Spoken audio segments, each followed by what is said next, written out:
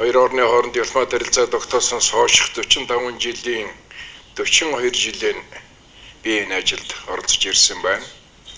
Тэр олон харилцааны үйл явдлын гэрч болж ирсний хувьд ярих юм бол их байна. Тэгэхдээ өнөөдрийн баг хуралд надад өгсөн цаг дөнгөж 20 минут байгаа учраас харилцаа яаж өөрчлөгдөж ховсож ирэв, таны ололт амжилтууд юу байв, цааш нь санаа авч анхааруулжтай зарим ямар асуудлууд тулгарч байна вэ гэдгийг маш товчхон ярихыг хичээе гэж бодож байна.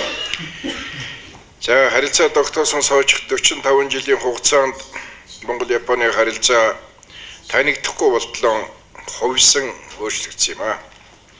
Үзэл суртал нийгмийн өөр байгуулалтаа хүйтэн дайны төмөр хөшгөний наан цаана оршиж байсан Монгол-Япон хоёр улс 1990 онд хөндөрлөгтний нэгдмэл үнэт зүйлсээр холбогдсон өнөөдөр бол зүүн хойд Азид бие биенээ чухалчлан үздэг стратегийн дотн түншүүд болж хувираад байна.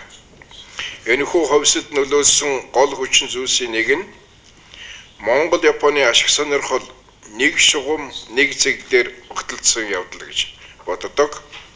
Хөгжлийн гарчсан зам дээр шин дутам гарч ирсэн Монгол орны хувьд улс төр эдийн засгийн дөрвтэй дэмжлэг үзүүлж чадах тийм түнштэй болох шаардлага гарч ирсэн юм а. Тэгвэл олон улсын харилцаанд дах оролцоо үүрэг оройлон өсгөж глобал плеер болохыг зорж байсан Японы хувьд социализмаас ардчил руу хөл тавьсан Монгол орныг дэмжиж туслах нь тэрхүү зорилтод нь нэмэр болох юм учиртай байсан юм а. Монгол-Японы харилцааны шинэ үеийн эхлэлийг тавихад бүгдээрээ Монгол улсын гадаад яамны сайд дүүрсрэнгийн 1987 оны 5 дугаар сард Япон улсад хийсэн айлчлал, Япон улсын гадаад хэргийн сайд Унуугийн 1989 оны 5 дугаар сард бүгдээрээ Монгол улсад хийсэн айлчлал, бүгд найрамдах Монгол ард улсын сайд нарын зөвлөлийн дарга Думагийн сод намын 1990 оны 2 дугаар сард Япон хийсэн айлчлалууд чухал үүрэг гүйцэтгсэнийг тэмдэглэх ёстой гэж бодож байна. Тэгвэл Монгол улсын гадаад хэргийн сайд Гомсрынгийн 1991 оны 3 дугаар сард Япон улсын ерөнхий сайд Кайфугийн 1991 оны 8 дугаар сард Монгол улсад хийсэн айлчлалууд хоёр орны харилцаа өсрөнгө хөгжих үе таалгыг бол нээсэн юм а. Японы ерөнхий сайд Накасуны манай гадаад явдлын яамны сайд дүүрсрэн хүлээж авч уулзахдаа бид монголчуудад нэг угсаа гарвалтын хувьд бас адилхан Азийн орны хувьд Монгол улстай харилцаа хамтын ажиллагаа хөгжүүлэхийг хүсэж байна. Хэрвээ та бүхэн хүсвэл бид Монгол улсыг хөгжлийн аль биесны тусламжиндаа хамруулах асуудлыг авч үзэж болох юм шүү гэж мэдэгдсэнийг Япон улсын гадаад хэргийн сайд Унуу 89 онд Монголд ажиллахдаа нотолсон юм а.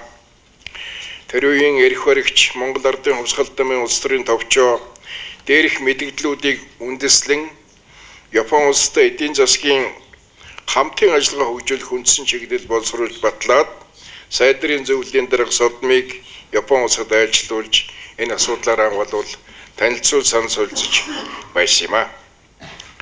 Шинэ Монголын гадаад хэргийн сайд Гомсрон Япон улсад ажиллахдаа Монгол улс гадаад бодлогодон Япон улстай харилцах хамтын ажиллагаа хөгжүүлэх асуудалд тэргүүлэх ач холбоо өгдөг гэдгийг мэдэгдсэн. Энэ мэдэгдлийг Япон улс талархан хүлээн авч ерөнхий сайдаа Монгол улсад ажиллуулсан юм а. Япон улсын ерөнхий сайд Кайфу Монгол улсад ажиллах үеэр Монголын арчлалыг дэмжих Японы бодлогыг тунхагласан түүхэн ажил багталтай болсон юм а. Кайфу Монгол улс Япон улс Монголын арчлалыг улс төрийн эдийн засгийн талаар идэвхтэй дэмжиж туслана. Зөвхөн хоёр талын харилцааны хүрээнд төдийгүй олон улсын хэмжээнд дэмжүүлэх механизм бий болгоно гэж мэдэгдэж байсан. За Япон улсын амлалтан гайхамшигтай сайн биелүүлж ирснийг бид одоо ч гэсэн харж талархаж байдаг. Ерөнхий сайд Кайфу Экологийн тэргүүн нарын 1992 оны Волимсүргийн уулзалтын төгсгөлийн баримт бичигт дээрх амлалтуудаа тусгуулж Дэлхийн банктай хамтран Монгол танил өгч орнуудын уулзалтыг 10 удаа хийлгэж жил бүр 150-аас 300 сая долларын зээл тусламж үзүүлж байсан. За Япон улс Монгол орн гадаадаас үзүүлж ирсэн бүх нийт зээл тусламжийн 3/2-ыг дангаараа үзүүлсэн. Энэ нь бол 2.3 тэрбум долларт бол хүрсэн юм үзүүлэлттэй байдаг юм а. За Японы үзүүлж ирсэн энэ дэмжлэг, энэ тусламж Монгол орны шилжилтийн үеийн хүндрэл бэрхшээлийг давд туулахад бас шинэ хөгжлийн суурийг тавихад дөрвтэй үүрэг гүйцэтгэснийг Монгол улс өндөр үнэлж байдаг, талархаж байдаг.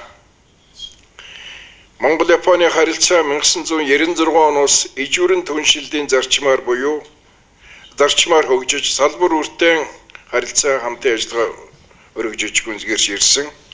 Тэгвэл 1910 оноос стратегийн түншлийн шин шатанд дэвшин хөгжиж явна.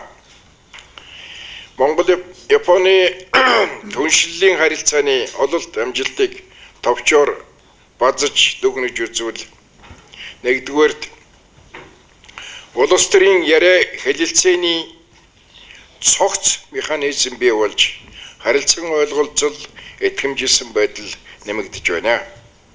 Юуны өмнө дээд өндөр хэмжээний уулзалт тогтмолж байна. 90 оноос хойш манай ерөнхийлөгч, ерөнхий сайд нар, их хурлын дарга нар бүгд Японд айлчилсан бол Японы 4 ерөнхий сайд Монголд айлчилсан юм а. Сүүлийн 5 жилийн дотор гэхтэл ерөнхийлөгч Япон улсын ерөнхий сайд Абе Монгол улсад 3 удаа айлчилсан. Абе манай ерөнхийлөгч Элбэгдөрчтэй Улаанбаатар, Токио, Нью-Йоркд нийт 9 удаа уулзж байсан. Хоёр орны парламентын дарга нар ч харилцан айлчилж байсан. Ерөнхий сайд Абе Монгол улсыг бүс нутгийн хэмжээний чухал түнш гэж нэрлээд хоёр орны хамтын ажиллагааг өргөжүүлж хөгжүүлэх эрч санаачлага, эрчтэр эрч нэмэх санаачлагуудыг төвшүүлж ирснийг бид санаж байна. Хоёр орны улс төрийн яриа хэлцээний механизм дотор чухал байр эзэлж байгаа бас нэг уулзалт бол PM 2 дээр нэмэх нь 2 гэдэг ийм уулзалт байгаа. Ийм уулзалтыг гадаад бодлого, аюулгүй байдал, батлан хамгаалахын салбарын хүмүүсүүд хооронд хийж ирсэн. Ийм уулзалтыг Япон бол дотн харилцаатай 16 орны дотор хийж ирсний нэг нь одоо Монгол улс байгаа гэхээр Япон улс Монголд ямархуу хэмжээний ач холбогдол өгч хамтарч ажиллаж байгааг харуулах бас нэг үзүүлэлт юм болов уу гэж бодож байна. За улс төрийн яриа хэлцээний механизм дотор бас нэг чухал байр эзэлдэг уулзалт бол гадаад яамдын хооронд явагдаж байгаа бодлогын зөвлөлт уулзалт. За энийг сүүлийн үеийн стратегийн яриа хэлэлцээ гэж ярьж байгаа. Энэ бол хэвшиж тогтмолж байна. Улс төрийн яриа хэлэлцээний хүрээнд хоёр орны батлан хамгаалах яамдын сайд, дэд сайд, жанжин штабын дарга нар харилцан айлчилж мэдээлэл, санал солилцдог, хамтарч ажилладаг ийм хамтын ажиллагаа бүрэлдэж хэвшээд байна. За хоёр орн бүс нутгийн юуны төрөнд зүүн хойд Азийн доктортой байдлыг хангах, Солонгосын хойгийг цөмийн зэвсгээс ангижруулах, хулгайлагдсан Японы иргэдийн асуудлыг шийдвэрлэх энэ чиглэлээр тогтмол санаа солилцдог, зөвлөлдөг, хамтарч ажилладаг болоод байгааг бас дурдах ёстой. Хоёрдугаарт хоёр орны харилцаа хамтын ажиллагааны эрхцийн үндэс бүрэлдэн тогтоод байна. Монгол Японы хооронд өнөөдөр 12 гэрээ хэлэлцээр протокол байгуулсны зармийг дурдвал 1974 онд байгуулсан соёлын харилцаа тогтоох тухай хэлэлцээр 77 онд байгуулсан эдийн засгийн талаар хамтран ажиллах тухай хэлэлцээр 93 онд байгуулсан худалдааны хэлэлцээр тэгээд 2001 онд хөрөнгө оруулалтыг хамгаалах хөхүүлэн дэмжих тухай хэлэлцээр тэгээд 15 онд байгуулсан эдийн засгийн түншлэлийн хэлэлцээрүүдийг дурдах болох юм а. Хоёр орны дээд өндөр хэмжээний айлчлалын үеэр айлчлалын дүнгээр хамтарсан мэдээлэлүүд гаргаж ирсэн. Энэ мэдээллүүдэд хоёр орны харилцаа хамтын ажиллагааны зарчмууд, салбарууд, хэрэгжүүлэх тодорхой төслүүдийг бол тусгаж ирсэн. Энэ бол одоо бас хоёр орны харилцааны эрхцийн үнцийг бүрдүүлэх чухал баримтчгуудын нэг бас болж байгаа юм а. За 3 дугаарт дээрх эрхцийн баримтчгуудыг хэрэгжүүлэх механизм бий болсныг бас бахархан дурдах ёстой. Улс төрийн яриа хэлэлцээний зэрэгцээ салбарын яамнуудын хооронд зөвлөлт хуудсууд хэд болж байгуулсан баримтчгууд тохиролцоонуудыг хэрэгжүүлэх асуудлуудыг тогтмол хэлэлцэж явдаг болж байна. Худалдаа эдийн засгийн харилцааг хөгжүүлэх асуудлаар төр хувийн хвшлийн уулзалтыг тогтмол хийж байгаагийн зэрэгцээ хөрөнгө оруулалтын форум, семинаруудыг хийдэг болж байна. За хоёр орны эрхцийн баримтчгуудыг хэрэгжүүлэх механизмын дотор дөрвтэй байр суурьлж байгаа нэг зүйлийг одоо энэ ч цохон тэмдэглэх нь зүйтэй. Ижүүрийн төвшлийг хэрэгжүүлэх 10 жилийн хөтөлбөрийг 2007 онд байгуулж энийгээ бол хугацаанаас амжилттай биелүүлсэн. Тэгвэл стратегийн түншлийг хэрэгжүүлэх дунд хугацааны 2 удаагийн хөтөлбөр байгуулж эхний хөтөлбөрийг нь бол 90-95% биелэлтэйгээр амжилттай хэрэгжүүлсэн. За өнгөрсөн онд ерөнхий сайд Эрдэнэт айлчилж энэ онд их хурлын дарга энхүүд ажиллахтан хоёр орны хооронд стратегийн түншлэлийг хэрэгжүүлэх дараагийн дунд хугацааны хөтөлбөрийг байгуулж гар үсэг зурсан. Энэ өнөөдөр хоёр орны харилцааг цэгцтэй, системтэй хэрэгжүүлж явах, харж явах ийм одоо баримтчиг болж байгаараа чухал ач холбогдолтой байгаамаа. За дөрөвдүгээрт Монгол Японы худалдаа хөрөнгө оруулалт хоёр орны боломж чадвархаас хоцорч явж байгаа боловч эдийн засгийн түншлэлийн харилцаа байгуулснаар энэ худалдаа эдийн засгийн харилцаа цааш идэвхжиж өргөжих шин төлөв бий болсныг энд бас бахархан дурдах ёстой гэж бодож байна. Хоёр орны хооронд худалдаа нэргэлт дөнгөж 500 сая доллар болж байгаа. За Японоос Монголд оруулсан шууд хөрөнгө оруулалт 200 сая гаруйхан доллар байна. Энэ бол чамлалтай тоо. Хоёр орны хооронд бол энийг өргөжж хөгжүүлэх боломж нөөцөл хангалттай байгаа. Эдийн засгийн түншлэлийн хэлэлцээр байгуулснаар энэ хамтын ажиллагаа хөгжих шин төлөв нэгдсэн. За энэ хэлэлцээрийг байгуулснаар бол Монголын нийт 5700, Японы 9300 нэр төрлийн бараа бүтээгдэхүүнийг татвараас чөлөөлөх буюу үлэмж хөнгөлөх ийм одоо тохиролцоотой байгаа. За Монгол улс бол Япон улстай EP байгуулсан. Японы хувьд бол 14 дахь орн болж байдаг. Манай хувьд бол анхны орн. За энэ бол одоо бас хоёр орн хамтын ажиллагаанд ямар ач холбогдол өгч байдаг вэ гэдгийг харуулдаг бас нэгэн одоо үзүүлэлттэй гэж ингэж харж байна. За 5 дугаарт Монгол Япон хоёр орн бүс нутгийн асуудлаар зөвлөлдөхийн зэрэгцээ олон улсын глобал асуудлуудаар санал солилцдог. Бие биеийн байр суурийг дэмжин хамтарч ажилладаг ийм орнууд ийм түншүүд болоод байгаа юм аа. Монгол улс Япон улсыг нүүбийн аюулгүй зөвлөлийн байнгын гишүүнээр сонгогдохыг дэмжиж ажилладаг бол Япон улс энэ Аз намхан талын бүс нутаг зүүн Азид явж байгаа интеграцийн процессд Монгол улсыг нэгдэхийг идэвхтэй дэмжиж байгаа ийм орн юм аа. За Монгол Японы харилцааны бас нэг чухал ололтыг дурдахыг хүсэж байна. Энэ бол Японы талаарх монголчуудын ойлголт, хандлага 180 градус өөрчлөгдсөн гэдгийг хэлэх ёстой. Мөн Монголын талаарх японочдын ойлголт, дотн хандлага бэхжиж гүнзгийрснийг бас хэлэх ёстой юм аа. Монголчууд Японыг дайсан гэж үзэж байсан цаг саяхан эрдэн 30-40 жилийн өмнө тэгж харж байсан. Монголын тусгаар тогтнолыг устгах гэж халахын голонд төрөмгийн дан үлдэж байсан орон Америкийн империализмтэй сөлбөлдөж милитаризмыг сэргээж байгаа орн гэж үздэг, шүмжилдэг байсан.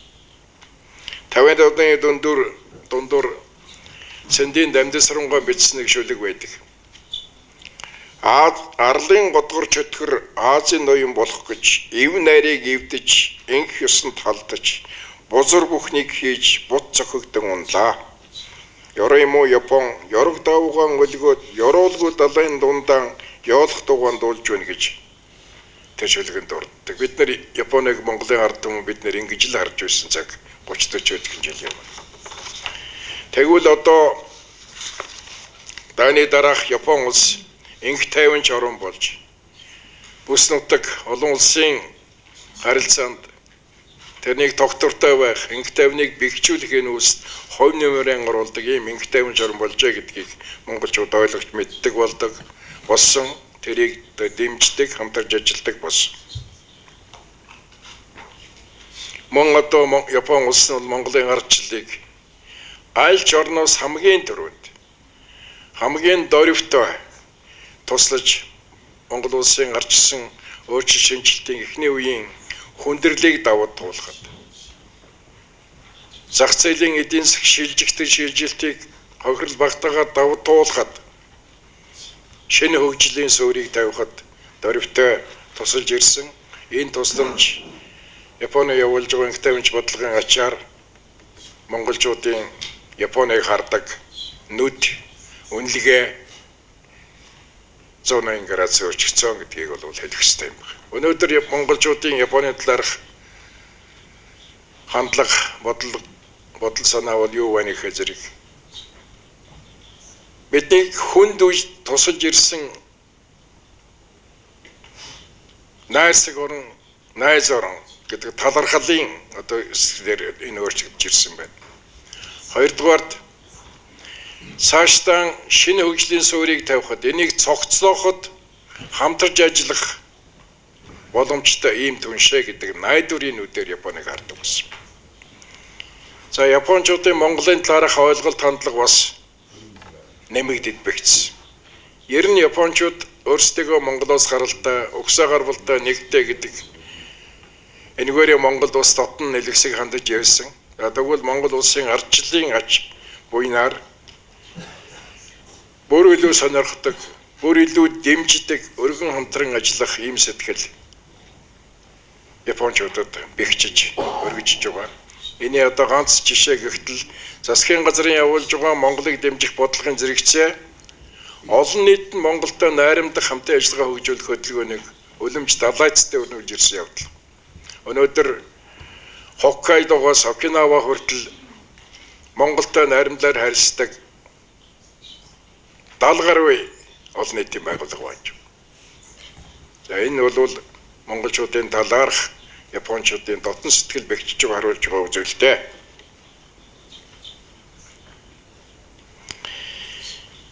За Монгол-Японы харилцаа энхүү өөрчилж, хувьсаж олон амжилт гаргасанд бол би одоо бахархаж баяр хүргэж байдаг. Тэгтээ харилцаа хоёрын харилцаа хамтын ажиллагаа цаашид өргөжүүлж хөгжүүлэх стратегийн түншлэлийн бүрэн хэрэгжүүлэх энэ үүднээс бол бас зарим сүүдэртэй талыг дурдах, тэрийг засах арга замыг хамтарч бодох, ажиллах ёстой гэж ингэж бодогдож байгаа. Энэ олон улсын харилцааны оновчтын томьёолж байгаа урал стратегийн түншлэл гэдэг нь бие биеийн эрх ашигыг харилцан хүндэтгдэг эрх тэгш хамтын ажиллагааг хэлдэг гэж томьёолсон байна. Тэгвэл бидний монголчууд Японоос өөрсдийн хүссэн дэмжлэг, зээл тусламж хөрөнгө оруулалтыг шаардаад байхаас биш Японы эрх ашиг сонирхлыг төдийлөн харгалзахгүй явж ирсэн гэхэд хэтрүүлэг бол болохгүй гэж бодож байна.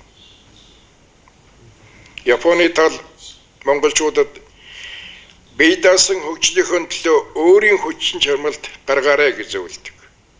Тэрхүү хүчин чармайлт харагдаж байвал түүнийг дэмжих нь Японы бодлого шүү гэж сануулж байгаа. За энийг бид нар бол хаана сөрхий анхаарах болохгүй юм цаг үед явж ирсэн байна. Бидний засууштай бас нэг зүйл бол эдийн засгийн харилцаа хамтын ажиллагаа хөгжүүлэхдээ энэ тухай яриа хэлэлцээ явуулахдаа манай талаас санал болгож ирсэн хамтын ажиллагааны төслүүдийн дийлэнх нь агуулга үр ашигын тооцоо байдаггүй. Тэрээс улхан гарчиг төдийхөн явж ирж байгаа. Тэгээ энэ байдлыг засах, судалгаа тооцоотой, агуулгатай, үр дүн нь одоо тооцогдсон, хэн аринд ашигтай байх, энийг нотолсон ийм байж үжил хамтын ажиллагаа явахаас биш зүгээр нэг гарчиг бодож олцоход тэрийг очиж тавьчихад цааш нь гүн зэрэг ярихаа зэрэг амаа алгадуулчихдаг тийм байдал бол байгаад байгааг бол засах ёстой гэж ингэж бодож байна.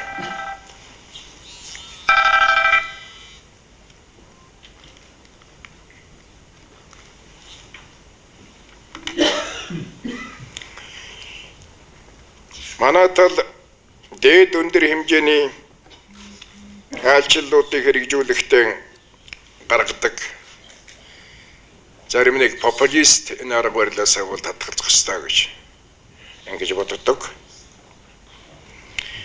Бид нэр аливаа айлчлалын үр дүнг авсан зээл, тусламжийн хэмжээ, байгуулсан баримтчиг цаасны тоогоор хэмжиж айлын талыг шахаж нэгээрээ хөндрүүлдэг. Сонгуулийн сурчлагаанд ашигладаг. Тэгээд эрсэн хойно байгуулсан баримтчигийнхаа хэрэгжилтийг орхичихдаг, байгуулсан цаасаач мартчихдаг.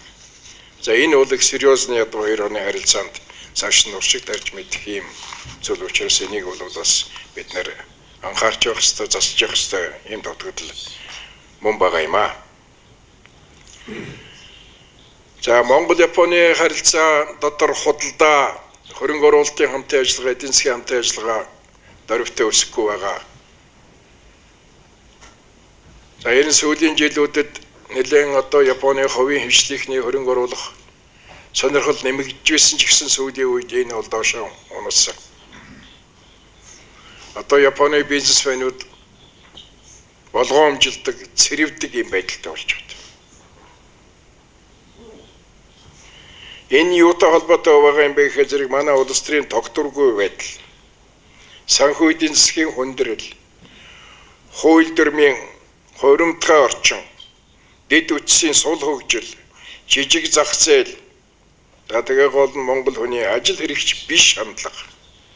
Энэ зэрэгээс бол болгоомжилдаг, цэрвдэг юм байгаад байна. За энийг бид нэр засч байж Япончуудад ихтгэл төрүүлэх, хөрөнгө оруулах сонирхлын дээш нь гаргах, ингээд хамтын ажиллагааны зөв зохистой юм орчин бүрдүүлэх ёстой гэдгийг бол бид нэр анхаарах ёстой юм аа. За тэгээд эцэст нь хэлэхэд Монгол-Японы харилцаа үнэхээр танигдахгүй болтлоо сайхан өргөжиж хөгжиж байна. Цаашаа өргөж хөгжих стратегийн түншлээ хэрэгжүүлэх боломж үлэмжих байна. Тэгээд хоёр орны харилцаа бол цааш урт хугацаанд доктортой хөгжих ёстой. За энэ төлөө бол бид нар хамтран ажиллах ёстой юм а гэж ингэж бодож байна. За ийм зүйлийг хэлээд би өнөөдрийнхөө илтгэлийг өндөрлөё гэж бодож. За анхаарал тавьсан баярлалаа.